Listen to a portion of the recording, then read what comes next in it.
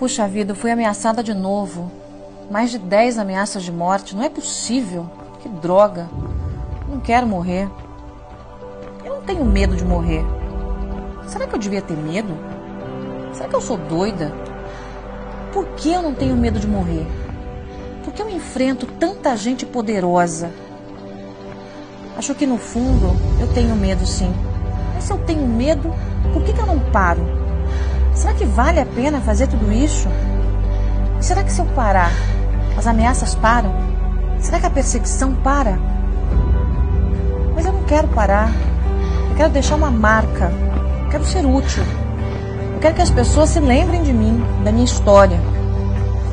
Uma vez, quando eu era criança, me falaram que eu não ia ser nada na vida. Ali, com menos de 10 anos, eu disse para mim mesma que eu jamais ia desistir. Quer saber? Eu não vou desistir.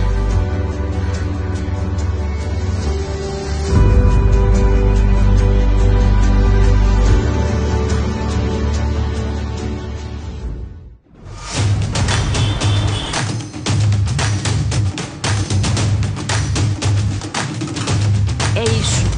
Eu defendo a nação brasileira.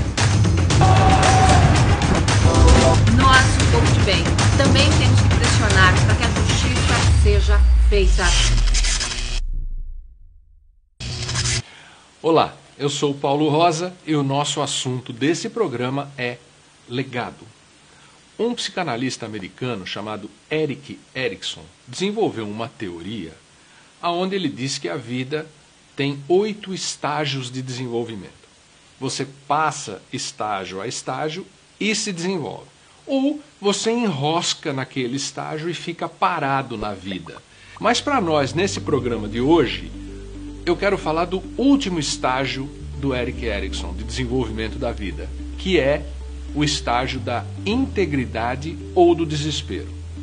O Erik Erikson fala que quando você chega no final da vida e você olha para trás, você pode sentir que foi tudo bem, que a vida deu certo, que você está realizado, que você criou a sua família do jeito correto, que seus filhos se desenvolveram da forma correta, que você pode não ter ficado rico ou não conseguido tudo o que você queria, mas você conseguiu boa parte, e aí você se sente íntegro. Essa é a palavra que o Erikson usa, integridade. Ou você olha para trás e pensa, minha vida foi um desastre, os meus filhos não deram certo, o meu trabalho não deu certo, o meu emprego não deu certo e eu me sinto desesperado. Então Erikson aborda o final da vida com essas duas palavras, integridade ou desespero. Então, esse nosso programa é para conversar um pouquinho sobre isso, sobre o final da vida, sobre o legado, o que a gente deixa. E aí você vai ver uma super conversa com a Joyce Hasselman sobre esse assunto com uma pessoa bastante entendida. Wilson Polara, secretário de Saúde de São Paulo. Você se sente um vitorioso? Eu sou um entusiasta, né? Eu me entusiasmo por tudo que eu faço e eu acho que eu me sinto bem. Eu me sinto bem. Difícil falar? Vitorioso? Difícil. Eu sou o Wilson Modesto Polara.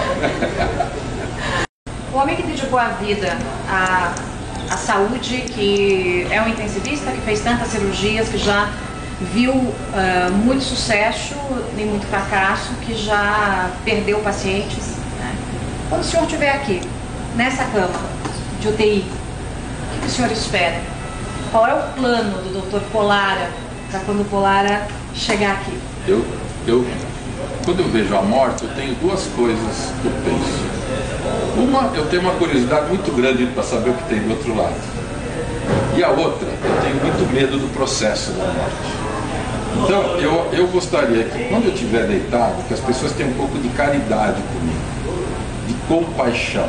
Da onde vem a palavra compaixão? Compaixão é sofrimento, paixão de Cristo, compaixão.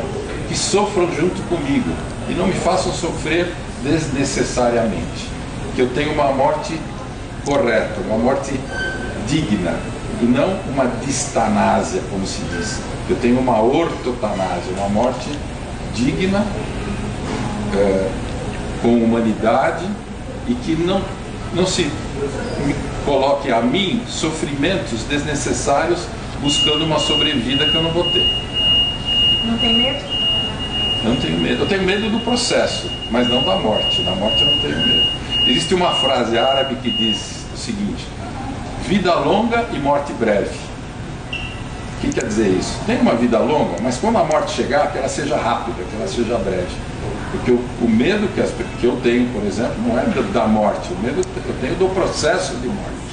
Isso eu conto com as pessoas que me tratem da mesma forma que eu tratei os meus pacientes, que eu tratei meu pai, que eu tratei minha mãe. E o fim da vida não é ruim, desde que você tenha tido uma vida bem vivida. O que falta ainda na carreira de Wilson Polara?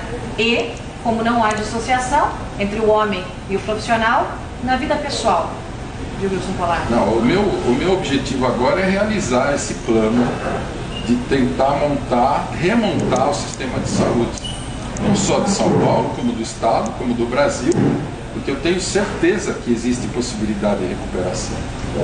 Que a coisa foi montada de uma forma aleatória, a coisa se montou sozinha, não houve um projeto. E houve o projeto, mas esse projeto, o projeto SUS, ele nunca foi implantado adequadamente.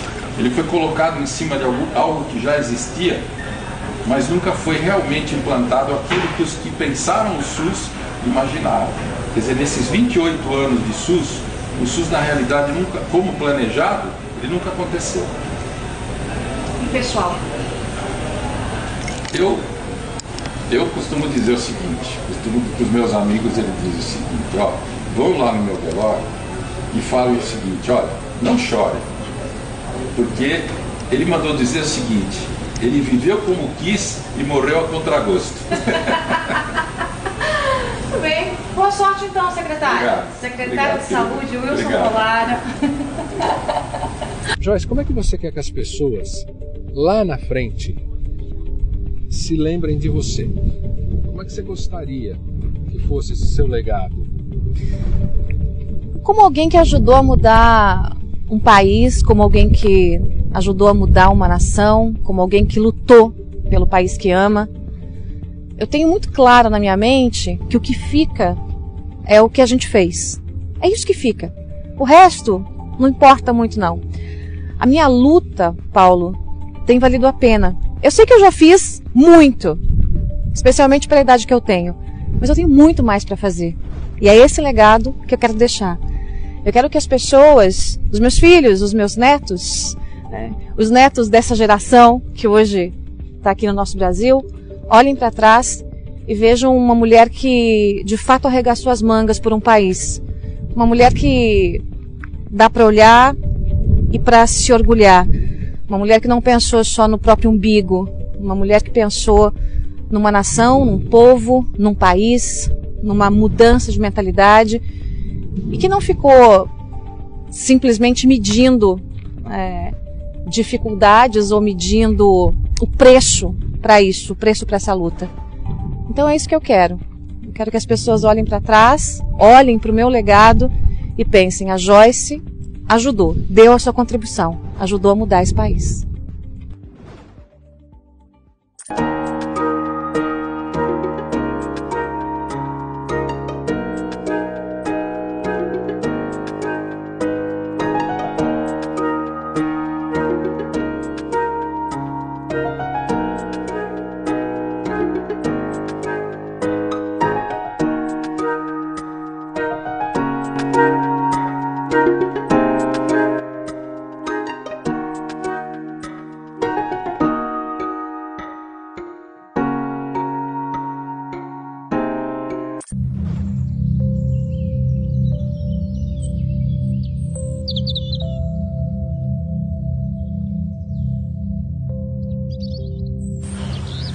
Joyce, naquele evento lá em São Paulo, onde você lançou a série que você prometeu para o dia 27, pintou um assunto que deixou todo mundo um pouco perplexo, inclusive o prefeito. Falou: nossa, eu não sabia disso. Quando eu te perguntei se você, da sua infância, tal, da tua vida, você falou que tinha sido muito pobre, e eu te perguntei pobre quanto. Lembra disso? Eu lembro. Você lembra da tua resposta? Lembro. Qual foi? Pobre de passar fome. E aí, eu até brinquei, falei, mas pô, você não tem cara de quem passou fome, né? Você tem cara de dondoca, de filhinha de família rica, etc. Você pode falar um pouquinho disso? Que história é essa, pra gente saber um pouco mais disso? Não gosto de falar desse assunto. É um assunto que ficou durante anos e anos no passado e que, pra mim, hoje é mais ou menos como se fosse um filme ruim que eu assisti, que eu me lembro, mas que eu não gosto de trazer comigo. Tanto que ninguém sabe dessa história, ninguém conhece essa história, a não ser eu que vivi, meus pais, né, os poucos parentes que estavam do lado, meus irmãos, um dos irmãos de ouvir falar e o outro de passar essa situação comigo, mas eu fui muito pobre, morei no interior do Paraná, tive uma infância... Quando você pensa assim, tudo de ruim que pode acontecer na vida de uma criança, tudo de ruim aconteceu na minha vida. E eu me lembro de uma cena que é a que mais me marca em relação a essa coisa de não ter o que comer, né, em casa. Eu morava numa casinha de madeira com a minha mãe, porque meu pai cada hora estava num lugar, é uma história complicada que também está no passado. E a gente estava, meu pai não estava lá, minha mãe não tinha emprego e estava sobrevivendo quando conseguia fazer alguma diária na casa de algum parente, porque ela tinha 2 crianças pequenas. Eu, com 5 para 6 anos, e a minha irmã, que é 3 anos mais nova. Então ela não tinha onde se escorar, não tinha quem ajudar. E a gente estava sobrevivendo com o que tinha no quintal dessa casa. Só que as raízes plantadas no quintal começaram a me fazer mal e a me dar congestão. Então eu não conseguia comer mais aquilo. Não tinha. O que era, você lembra? Era raízes parecidas com cará, né? Com mandioca, um parente, né? Um tubérculo, uma raiz. E eu comecei a passar mal e ter dor de estômago. E eu comecei a chorar, porque eu chorava porque eu tinha fome. E eu chorava porque não conseguia comer aquilo, né? E aí minha mãe entrou em desespero. Eu me lembro da minha mãe extremamente desesperada mesmo, chorando, sem saber o que fazer. E minha mãe tinha muita vergonha. Claro, ela tinha vergonha de pedir ajuda para qualquer pessoa. Ela tinha vergonha de pedir ajuda para os meus avós, que também eram pobres, mas ela sabia que meu avô ia dizer, olha, você casou errado, você escolheu, E ela também não queria preocupar ninguém, mas ela engoliu o orgulho, foi até a casa de uma tia, eu me lembro, eu estava junto. Essa tia chama-se Helena, ela está viva. E essa minha tia, que é cunhada da minha mãe, fez um cheque, emprestou para ela, um dinheiro para ela ir ao supermercado. E eu me lembro depois disso que a gente foi num supermercado local do interior e minha mãe disse assim, vocês podem pegar tudo. Hoje, vocês podem pegar tudo. E... Você lembra o que você pegou? Tudo que eu não comia. Bolacha, iogurte, chocolate. Não era muita coisa, não era nada muito luxuoso, mas pra mim era, ainda mais depois daquele período, eu era criança. Minha mãe sempre se preocupou com isso. Na Páscoa daquele ano, a minha mãe vendeu a única coisa que ela tinha, que era a aliança de casamento dela, pra comprar os ovos de chocolate, eu me lembro. Comprou coisinha pouca, assim, porque era uma aliancinha muito fininha. O que exatamente você lembra? Porque 5 para 6 anos tem que ter uma emoção muito forte para lembrar, né? Eu não me lembro de muita coisa, assim, porque eu quis esquecer muita coisa. E eu consegui. Tem muita coisa que ficou no passado e que eu realmente preciso fazer uma força gigantesca para lembrar.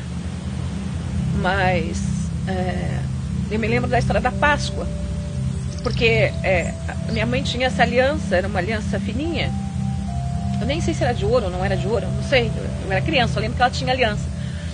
E eu me lembro dela contando para uma prima que ela ia vender a aliança para comprar os ovinhos de Páscoa para mim e para minha irmã. O meu irmão não tinha nascido ainda. E ela vendeu.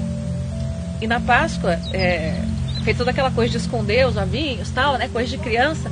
E eu achei um pacotinho, era um pacotinho marronzinho pequeno, assim, daqueles pacotinhos de pão, né, de papel reciclável, que tinha alguns ovinhos, assim, pequenininhos. Deve ter sido aquela coisa de ter comprado no barzinho da esquina, assim. Mas eu encontrei com uma alegria aqueles ovinhos de Páscoa. Então, assim, nessa... não sei se posso dizer tragédia, tinha esses pontos de felicidade. Então eu me lembro com muito carinho. Depois disso, minha mãe recontou essa história muitas vezes, porque eu vi minha mãe sofrer, assim como eu vi poucas pessoas sofrendo na vida. Então eu vi ela chorar como eu vi poucas pessoas chorarem na vida. Então ela pôde recontar essa história algumas vezes, e eu pude reviver essa história algumas vezes. Mas a maioria dessas histórias estão debaixo de um tapete, e eu só me lembro quando preciso falar delas, ou como agora. Eu nem gosto de falar disso, meu Deus do céu. Eu nem gosto de falar disso. Bom, nós queremos conhecer mais a Joyce, e hoje conseguimos um pouquinho. No próximo capítulo tem mais, né? E tem mais coisa importante da sua vida, não tem? Se eu sobreviver, tem.